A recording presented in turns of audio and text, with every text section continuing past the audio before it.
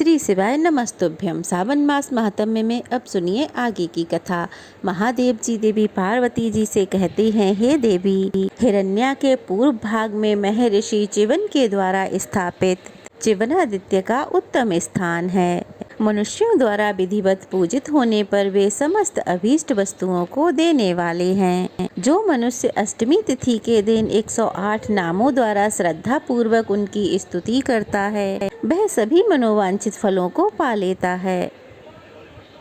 महादेव जी कहते हैं, पार्वती, महर्षि भृगु के पुत्र च्यवन मुनि ने प्रभास क्षेत्र में महर्षि भृगु के पुत्र महादेव जी कहते हैं, महर्षि भृगु के पुत्र च्यवन मुनि ने प्रभास क्षेत्र में आकर बड़ी भारी तपस्या की। वे आसन लगाकर ठूंठ की तरह एक ही स्थान पर बड़े लंबे समय तक बैठे रहे। वहाँ उनके शरीर पर सब ओर से बाम्बी की मिट्टी जम गई और उसके ऊपर सब ओर हरी भरी लताएं फैल गईं। उस बाम्बी के भीतर चींटियां भर गई थीं। इस तरह बाम्बी की मिट्टी से घिरे हुए च्यवन मुनि स्थित होकर घोर तपस्या में लीन रहे।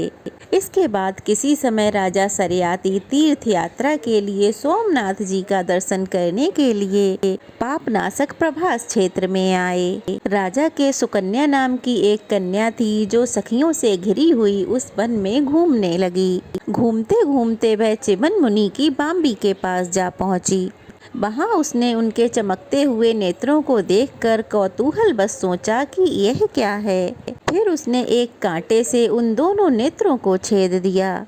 नेत्रों के छेदे जाने पर च्यवन मुनि के क्रोध से राजा सरियाती के सैनिकों का मल मूत्र रुक गया, जिससे सारी सेना बड़ी दुखी हुई। यह देखकर राजा को भी बहुत दुख हुआ। वे बोले, आज किसने यहाँ महात्मा भार्गव का अपकार कर दिया है? तुम मुझे शीघ्र बताओ। सैनिकों ने उत्तर दिया, महाराज, हमें किसी अपकार करने वाले का पता नहीं है। तब राजा ने अपने सुहृदों से पूछा। सैनिकों को व्याकुल तथा राजा को चिंतित देखकर तब सुकन्या कहने लगी, पिताजी, मैं इस वन में घूम रही थी। इतने में मुझे बाम्बी के अंदर जुगनू की तरह चमकते हुए दो प्रकाश दिखाई पड़े।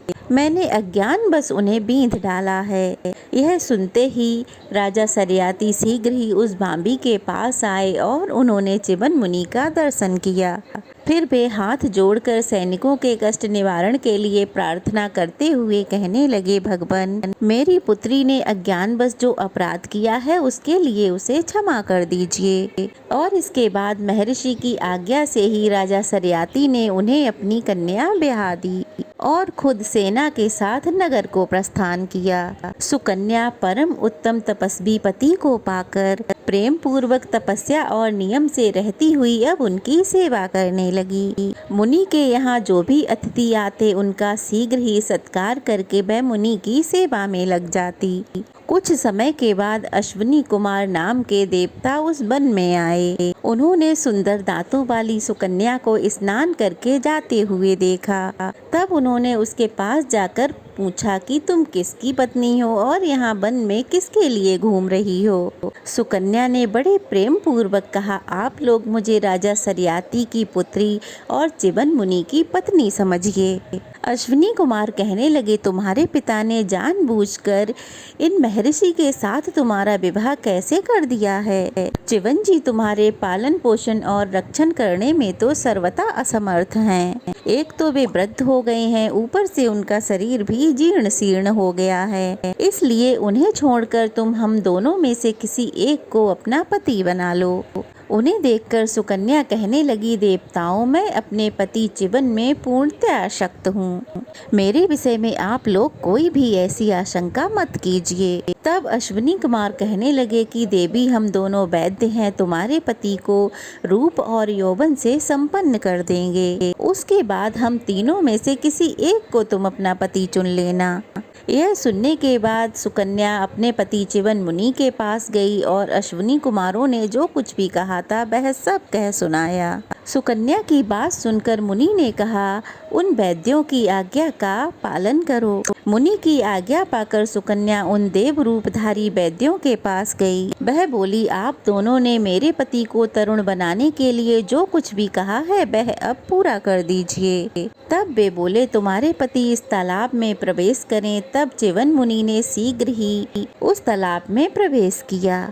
इसके बाद अश्विनी कुमार भी उस जल में प्रवेश कर गए। 2 ही पल में वे तीनों जल से बाहर निकले। उनका रूप और यौवन दिव्य था। वे तीनों ही तरुण और कुंडलों से शोभायमान थे। वे तीनों एक जगह पर इकट्ठा होकर बोले, सुबह अब हम तीनों में से किसी एक को वरण करो। सुकन्या ने सभी को एक समान देखकर अपने रूप और मन से निश्चय करके अपने पति च्यवन मुनि को पहचान लिया और एकमात्र उन्हीं का वरण किया।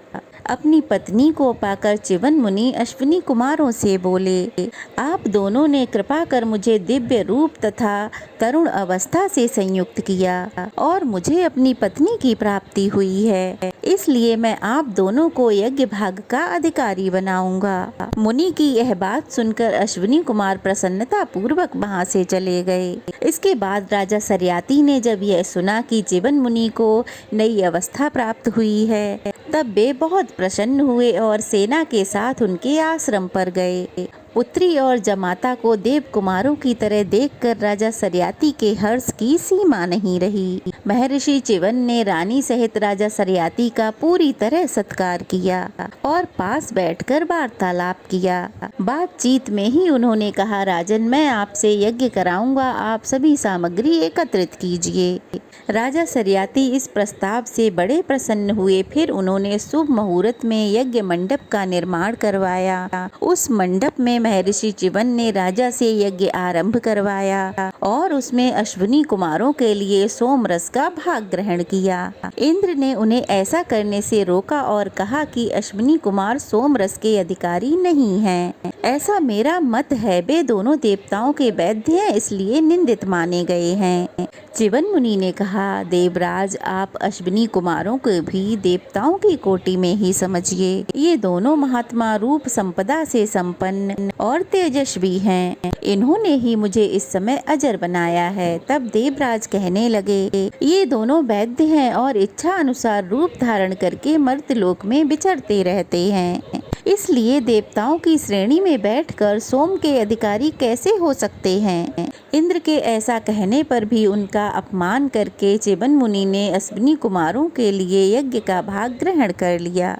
यह देखकर इंद्र ने कहा, अगर तुम मेरी अवहेलना करके इन वैद्यों के लिए सोमरस का भाग ग्रहण करोगे तो मैं तुम्हारे ऊपर भयंकर वज्र का प्रहार कर दूंगा।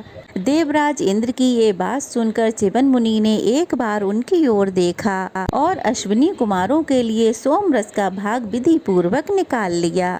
ठीक उसी समय इंद्र ने उन पर वज्र का प्रहार कर दिया, किंतु भृगुनंदन च्यवन ने वज्र सहित उनकी बाह स्तंभित कर दी। इसके बाद मंत्र पढ़कर अग्नि में आहुति डाली। मुनि के बल से उस समय यज्ञ से महापराक्रमी महाकाय मद नामक एक दैत्य उत्पन्न हुआ और क्रोध में भरकर शंख नाद से तीनों लोकों को गुंजाता हुआ इंद्र की ओर दौड़ा। मुंह बाए हुए काल की तरह अपनी ओर उस दैत्य को आते हुए देखकर इंद्र पीड़ित हो गए और च्यवन मुनि को प्रणाम करके बोले, मुनिवर, आज से ये दोनों वैद्य अश्विनी कुमार सोमरस के अधिकारी होंगे। तपोधन, मुझ पर आपका अकारण क्रोध ना हो। जिस प्रकार आपने इन अश्विनी कुमारों को सोमरस का अधिकारी बनाया है, उसी प्रकार मेरी रक्षा के लिए भी अपने बल वीर्य को प्रकाशित कीजिए। आज की इस कथा से सुकन्या के पिता राजा सरियाती की कीर्ति संसार में अमर हो जाएगी। हे प्रभु, आप मुझ पर कृपा करें। इंद्र के इस प्रकार प्रार्थना करने पर च्यवन मुनि का क्रोध शांत हो गया। इंद्र उनकी आज्ञा लेकर शीघ्र ही वहां से चले गए। च्यवन ने इंद्र की पूजा करके अश्विनी कुमारों सहित सभी देवताओं का पूजन किया। राजा सरियाती का यज्ञ पूर्ण कराकर फिर वे सुकन्या सहित इस वन में विहार करने लगे। उनके द्वारा स्थापित चिवनेश्वर लिंग महापातकों का नाश करने वाला है। जो विधि पूर्वक चिवनेश्वर की पूजा करता है वह अश्वमेघ का फल पा लेता है। यहाँ आश्विन मास की पूर्णिमा को विधि पूर्वक श्राद्ध करे और ब्राह्मणों को भोजन कराए। ऐसा करने से कोटि तीर्थों के सेवन का फल प्राप्त होता है। महादेव जी कहते हैं, हे पार्वती, जहाँ चिवन मुनि के साथ अश्विनी कुमारों ने स्नान किया था वह जलाशय सुकन्या सरोवर के नाम से विख्यात है। जो नारी तृतीया को उस सरोवर में स्नान करती है उसकी गृहस्थी 7000 वर्षों तक कभी नष्ट नहीं होती और उसका पुत्र दरिद्र, अंगहीन, दीन तथा अंधा नहीं होता। इसके बाद नियन कुंती नदी के तट पर जाकर परम उत्तम कोशपत तीर्थ में गया श्राद्ध करें। उसके बाद भगवान वराह का दर्शन करके नारी गृह की यात्रा करें। फिर मातृसुत की पूजा करके सागर संगम में स्नान करें। फिर महकुंती तट पर जाकर मुनिवर अगस्त्य जी के आश्रम पर जाए। वह समस्त पातकों का नाश करने वाला है। उसके पश्चिम भाग पर उससे थोड़ी ही दूरी पर गंगा जी के द्वारा स्थापित गंगेश्वर लिंग है। अगस्त्य जी के आश्रम में गंगा स्नान करके गंगेश्वर का दर्शन करके जप तप होम आदि करता है वह सभी पातकों से मुक्त हो जाता है। उस आश्रम से उत्तर थोड़ी ही दूर सूर्य देव ने बाल अवस्था में तपस्या की है। इससे उनका नाम बाल्यादित्य हुआ है। रविवार को उनका दर्शन करने से मनुष्य कोढ़ ही नहीं होता और बालकों को रोग व्याधि नहीं सताती।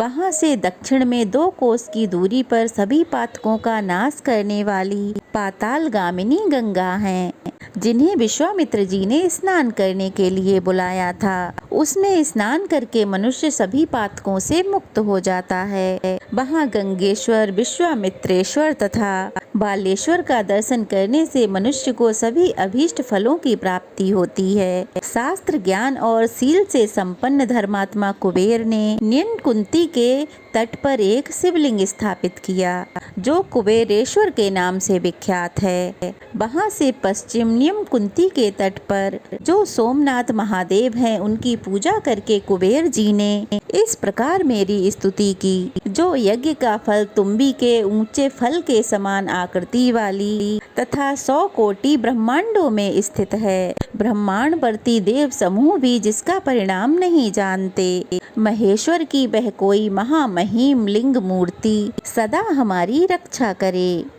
जो अजन्मा पुराण उपेंद्र अर्थात श्री विष्णु के भी वंदनीय अर्थात बड़े बड़े राजाओं से सेवित हैं। चंद्रमा, सूर्य और अग्नि के समान जिनके नेत्र हैं, जो अपनी ध्वजा में वृषभेंद्र नंदी के चिन्ह धारण करने वाले तथा प्रलय आदि के जो हेतु हैं, उन महादेव जी को मैं प्रणाम करता हूँ। जो सबके एकमात्र ईश्वर, देवताओं के एकमात्र बंधु, योग से प्राप्त होने वाले संपूर्ण विश्व के निवास स्थान, विस्मय के आधार, अनंत शक्ति संपन्न, ज्ञान जनक तथा धैर्य आदि गुणों के कारण हैं, अथवा जिनमें धैर्य आदि गुणों की अधिकता है, उन भगवान शिव को मैं नमस्कार करता हूँ। जिनके हाथों में पिनाक, पास, अंकुश और त्रिशूल शोभा पाता है, जो मस्तक पर जटाजूट धारण करते हैं, जिनके शब्द उच्चारण की ध्वनि मेघ के समान गंभीर है,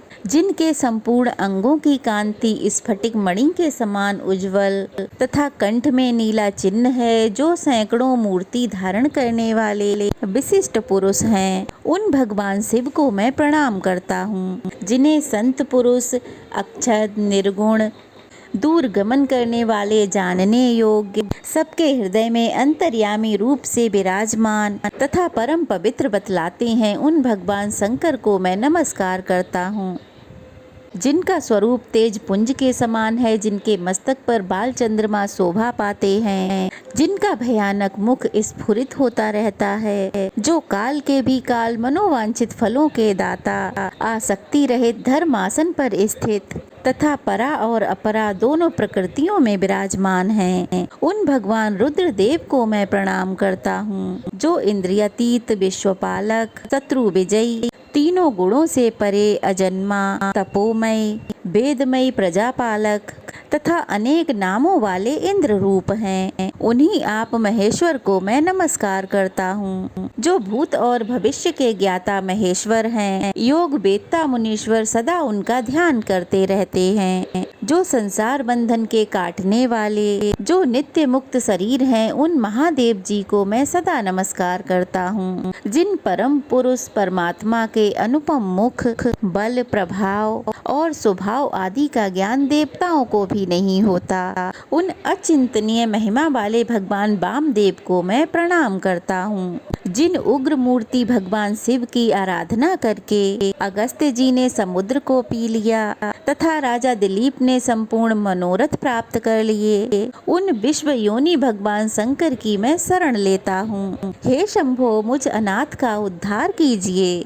आप कृपालु और करुणामयी हैं। हे उमेश, दुख सागर में डूबे हुए मुझ दीन का उद्धार कीजिए। हे भव, आप सबका कल्याण करने वाले हैं, मेरा भी उद्धार कीजिए। जिनकी पूजा करके इंद्र आदि देवता स्वर्ग में सुख पूर्वक विहार करते हैं, उन वंदनीय शिव की शरण में आकर मैं उन्हीं की स्तुति, उन्हीं का गुणगान, उन्हीं के नाम का जप और उन्हीं की वंदना करता हूँ। इस प्रकार स्तुति करके जब कुबेर जी मौन हुए, तब भगवान शिव ने उन्हें अपने मित्र का पद, दिग्पाल का पद और देवताओं के धनाध्यक्ष का पद 3 वर प्रदान किए और कहा, यह स्थान तुम्हारे ही नाम पर अब कुबेर नगर कहलाएगा। तुमने इस स्थान से पश्चिम में जो शिवलिंग स्थापित किया है, उसका जो पुरुष श्री पंचमी के दिन पूजन करेगा, उसके यहाँ 7 पीढ़ियों तक लक्ष्मी जी बराबर बनी रहेंगी। ओम नमः शिवाय। सावन मास महात्म्य में आज बस इतना ही। आगे की कथा अगले अध्याय में जरूर सुनिएगा। आज की कथा कैसी लगी कमेंट बॉक्स में बताइएगा। अच्छी लगी हो तो वीडियो को लाइक करके शेयर करें। नए हैं तो चैनल को सब्सक्राइब करें। ओम नमः शिवाय।